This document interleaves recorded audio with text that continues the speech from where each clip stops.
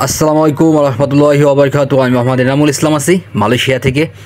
আপনাদেরকে আজকে গুরুত্বপূর্ণ একটা সংবাদ দিয়ে দিই এবং নিউজ দিয়ে দিই, সেটা হচ্ছে মালয়েশিয়াতে রাইট নাও এখন আপনার প্রচুর পরিমাণ ইমিগ্রেশন রেড দিচ্ছে, যেখানে সেখানে রেড দিচ্ছে। বিশেষ করে যেখানে কিনা ফরেনার ওয়ার্কার বেশি দেখা যাচ্ছে সেই জায়গাগুলোতেই বিশেষ করে ইমিগ্রেশন টার্গেট করে সেখানে আপনার রেট দিচ্ছে কিন্তু। সো এই মুহূর্তে যারা কিনা আপনারা অবৈধ আছেন অথবা বৈধ আছেন, এইগুলো দেখার কোনো বিষয় না অথবা সিন না।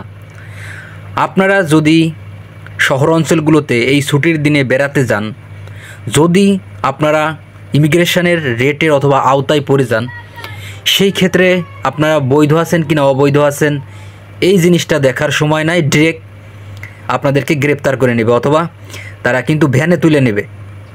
সো এই মুহূর্তে যারা কিনা বাইরে বের হবেন, একটু সাবধানতা অবলম্বন করে বাইরে বের হবেন। বর্তমান সিচুয়েশানে আমার মনে হয় যে বাইরে একটু কম বেরোনোই উচিত।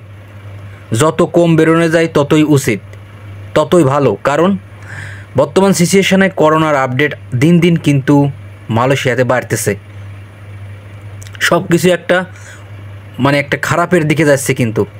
সো একদিকে পুলিশি ঝামেলা, আপনার কাগজপাতি আছে তারপরও পুলিশের ঝামেলা, আপনার ভিসা আছে তারপরও পুলিশের ঝামেলা, একটা অন্য লেভেলেই বর্তমান মালয়েশিয়াতে চলে গেছে। আপনারা দয়া করে সব জায়গায় একটু দেখে শুনে চলাফেরা করবেন। আর যারা কিনা মেট্রো, বাস, ট্যাক্সি ব্যবহার করেন তারা আরও বেশি সাবধানতা অবলম্বন করবেন, কারণ এখন রোড ব্লকগুলোও একটু বেশি দেওয়া শুরু করছে আর কি। যেখানে সেখানেই আপনার কিন্তু রোড ব্লক দিচ্ছে। সো অবশ্যই সাবধানতা অবলম্বন করবেন। বর্তমান সময়ে যারা নতুন আইছেন মালয়েশিয়াতে তারা আরও বেশি সাবধানতা অবলম্বন করবেন, কারণ আপনি ভাষা জানেন না, ভাষা সম্পর্কে আপনার ধারণা নাই, কোনো কিছু আপনাকে প্রশ্ন করলে আপনি উত্তর দিতে পারবেন না। এই ক্ষেত্রে আরও বেশি সমস্যা হবে।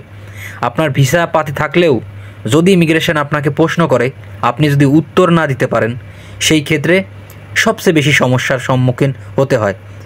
আশা করি বুঝতে পারছেন বিষয়টা। ধন্যবাদ, সবাই ভালো থাকবেন আর ভিডিওটা শেয়ার করে দেবেন যাতে সবাই জানতে পারে। আল্লাহ হাফেজ।